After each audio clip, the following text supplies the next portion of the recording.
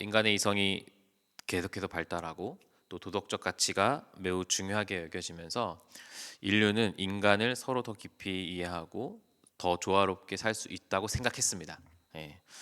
자본주의의 장점을 주장했던 애덤 스미스라는 학자는 자본주의 사회가 돼서 부자가 많아지면 그들이 어려운 사람을 도울 것이라고 이야기를 했는데, 그렇게 해서 빈부격차가 사라질 것이라고 했는데 여러분 결과는 어떻습니까?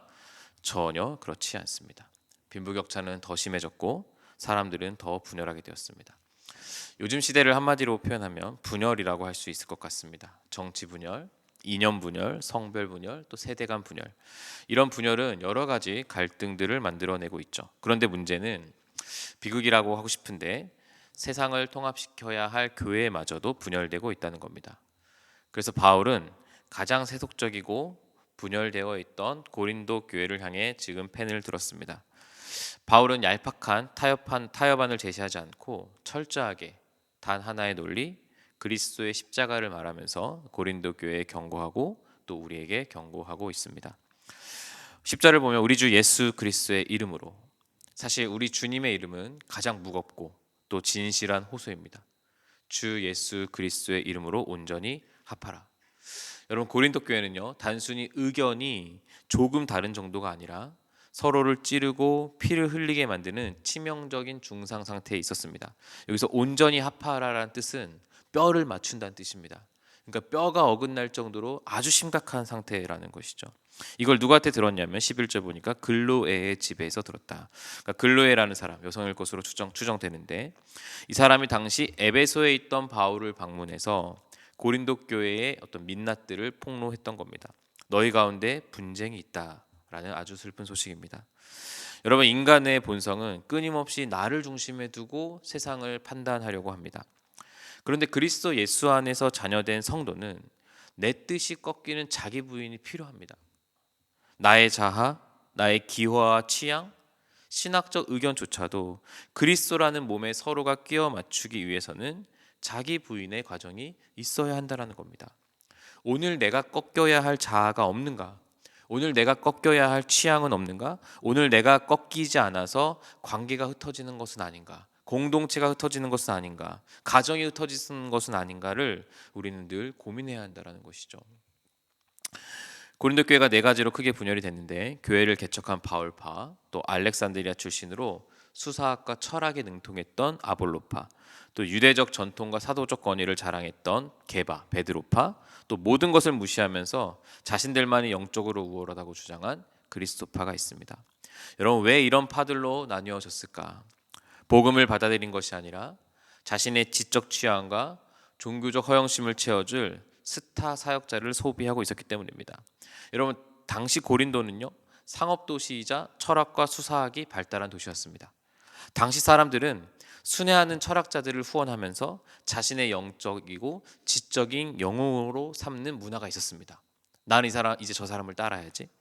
지금 네파로 나뉘어졌다라는 것은 복음 사역자들을 당시 유행하는 수사학자나 철학자로 취급했다는 것을 의미합니다. 바울은 교회를 개척했으니까, 아볼로는 수사학에 능통한 달변가였으니까, 베드로는 예수님의 수제자였으니까, 자신이 따르는 사람들을 생각하면서 자신의 어떤 영적인 우월성을 과시하려고 있었던 거죠. 여러분, 우리가 진짜 여기서 조심해야 될 것이 있습니다. 정답을 지고 있다는 교만이 때로는 이단보다 공동체를 더 분열시킵니다. 정말 그렇습니다. 심지어 여기 그리스도파조차도 그리스도가 아니라 그리스도파가 되는 순간, 정답을 지고 있다고 하는 영적 우월감이 있는 순간 교회는 분열이 됩니다. 그래서 바울이 13절에서 바로 지적하는 겁니다. 그리스도께서 어떻게 나뉘어졌느냐? 이거는 수사학적인 질문인데, 그리스도는 결코 나뉘어질 수 없는 분이십니다. 그리스도가 나뉘어지는 것은 불가능한 일입니다. 그런데 너희가 어찌 그 불가능한 일을 하고 있느냐고 바울이 날카롭게 지적하고 있는 것이죠. 불가능한 일을 인간이 스스로 도전해서 하고 있습니다. 절대로 이루어질 수 없는 일을 인간이 자기 탐욕으로 영적 우월감으로 행하고 있으니 바울이, 아니 우리 주님이 얼마나 답답하셨을까. 물론 여러분, 누군가를 존경하고 누군가의 가치를 따라가는 것은 좋은 것입니다. 그러나 그것이 나의 정체성이 되고 다른 형제자매를 판단하는 기준이 될 때 문제가 생기는 겁니다. 고린도 교회는 복음이라는 본질 대신 사역자의 은사와 스타일이라는 그런 비본질적인 것을 우상화해서 그리스도의 몸을 찢고 있었습니다. 그래서 바울은 분노와 슬픔으로 호소합니다. 14, 16절에 걸쳐서 바울은 자신이 세례를 많이 베풀지 않은 것이 감사하다고 말합니다. 그리고 세례를 준 기억조차 희미하다고 말합니다.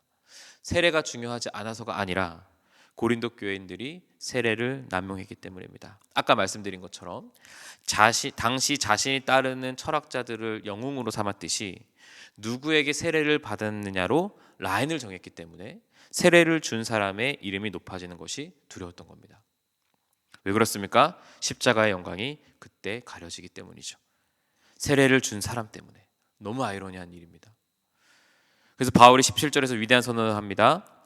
그리스도께서 나를 보내심은 세례를 베풀게 하려 하심이 아니요 오직 복음을 전하게 하려 하심이로되 말의 지혜로 하지 아니함은 그리스도의 십자가가 헛되지 않게 하려 함이라. 말의 지혜. 고린도 사람들이 열광하던 화려한 언변, 철학적인 사변, 귀를 즐겁게 해주는 수사학, 너무너무 중요한 것들입니다. 그런데 복음을 인간의 지적 상품으로 만드는 시도를 바울은 지금 거부하는 겁니다. 중요하지만 그것에 집중된다면 복음은 헛되게 된다. 복음이 능력이 비어지는 빈 껍데기가 된다라고 지혜의 말과 십자가를 비교하고 있습니다. 사랑하는 다음 가정 여러분, 복음은 인간의 지혜를 구걸하지 않습니다. 복음은 거칠고 투박하고 세상이 보기에 어리석기 짝이 없는 십자가에 주목합니다. 거기에 구원의 능력이 있기 때문입니다. 십자가는 그저 회개와 믿음을 우리에게 요구할 뿐입니다. 사랑하는 다음 가정 여러분, 고린도 교회와 같은 분열과 영적 허영심이 혹시 우리 교회 공동체에 있지 않은지. 근데 교회뿐만이 아닙니다. 가정에서도 그렇습니다. 우리 순모임에서도 그렇습니다. 복음이 우리를 낮춘다는 것을 기억하고 교회에서도 가정에서도 그리스도 예수의 십자가를 바라보는 공동체가 되기를 간절히 바랍니다. 어떤 신학자도, 어떤 신학도, 어떤 목사도, 어떤 순장도, 어떤 영적 리더도 우리 죄를 대속할 수 없습니다. 오직 예수 그리스도, 그분만이 우리 죄값을 치르시고 우리를 하나님과 화목하게 하신 유일한 분입니다. 그래서 우리가 교회에서 또 가정에서도 십자가만 바라보길, 오직 우리의 자랑이 십자가에 달리신 예수 그리스도 한 분이기를 소망합니다. 바라면서 화평케 하는 자는 복이 있나니 그들이 하나님의 자녀로 일컬음 받을 것이라는 진리가 오늘 여러분 삶에 임하기를 간절히 축복합니다. 기도하겠습니다. 거룩하신 하나님, 오늘 말씀을 통해 십자가만을 바라보기 원합니다. 우리 다음 공동체가 오직 십자가만을 바라보기 원합니다.